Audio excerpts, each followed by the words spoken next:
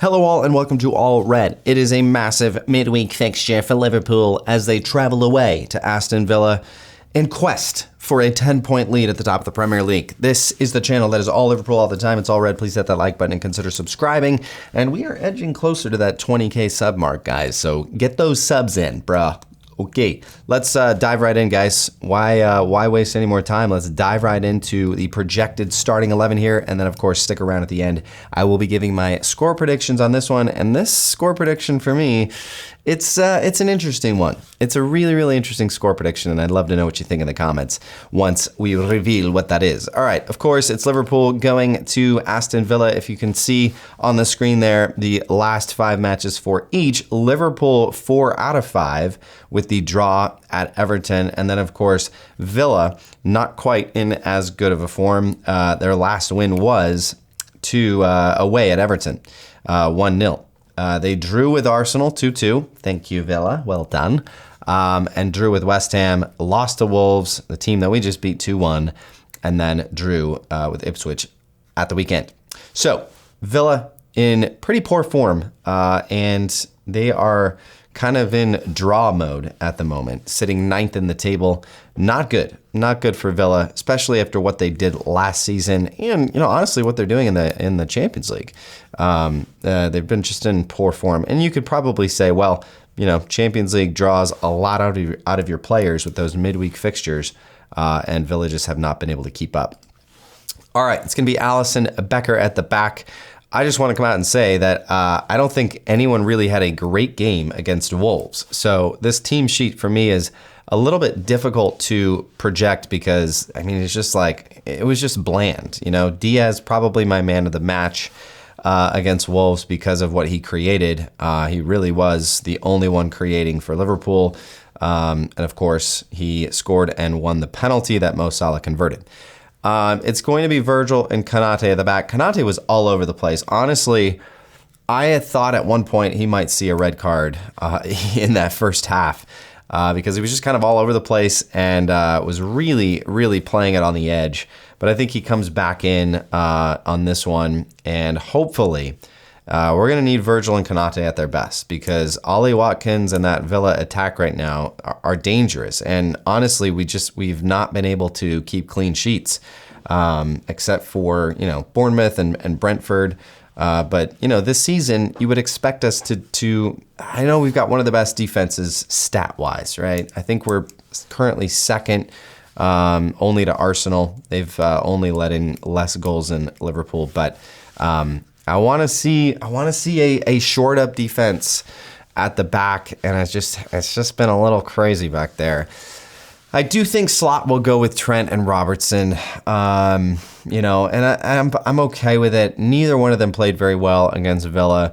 Trent at one point, he tried to make one of those diagonal long passes, and it fell really short, and you could just see his shoulders drop and his head just kind of go like this, Trent's just looked weird, and he's just what is going on with Trent Alexander-Arnold, guys? Honestly, because this was a player 2 or 3 months ago who was talking about, I want to win the Ballon d'Or someday as a right back, and I want to be the captain of Liverpool someday, and I need that in my contract. That last one was a rumor, but he said those things, and yet here's a player who can't put in consistent performances at right back for Liverpool, and it just seems like mentally he's having these ups and downs, and probably a little bit more downs than ups, to be honest. So I don't know what's going on with Trent Alexander-Arnold. He's just a puzzling player to me because at times he can look just incredible, and other times he can just look like he's not even really interested in playing.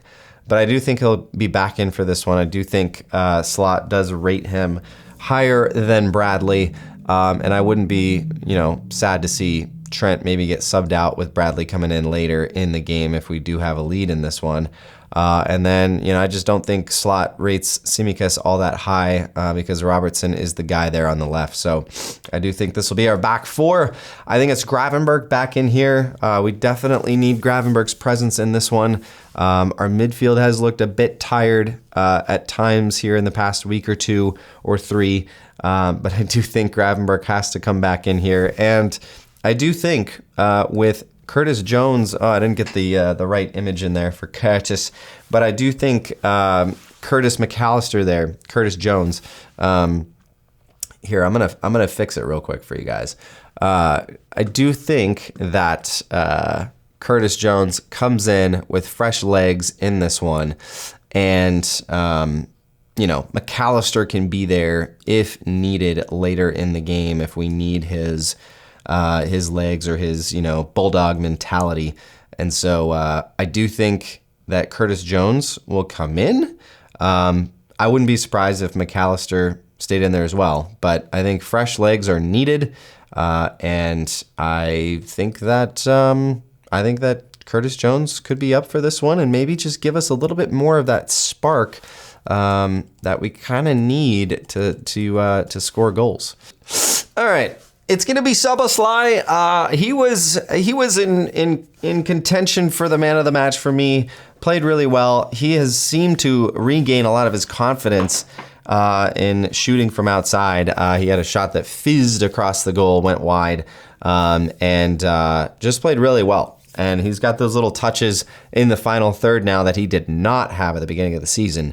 That has looked really, really sharp. Has given us some really good spritz, I'll say, in attack.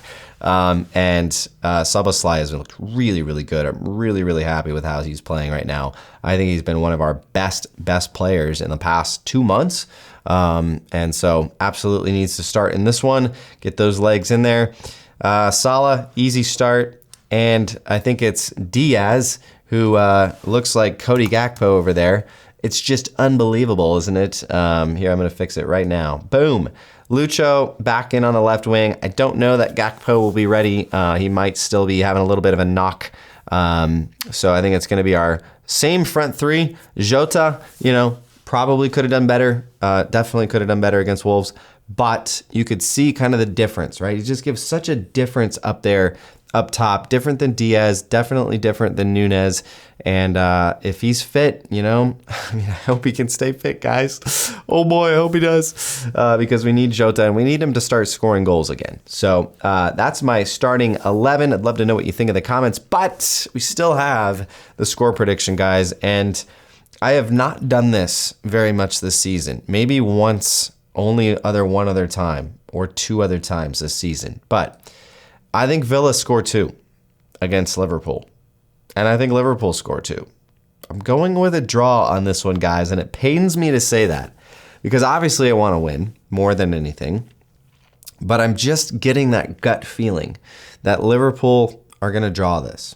And, I don't think it's going to be a super duper gut punch because I think Villa can turn up and they can play well against the top teams. But I do think that we draw on this one. And I really, really hope I'm wrong. Please tell me in the comments if you think I'm wrong. But I'm really hoping I'm wrong on this one. But anyways, that's what we've got, guys. As always, up the Reds. Really hoping for a win midweek. 10 points clear at the top would just make my head explode. And we'll see you next time.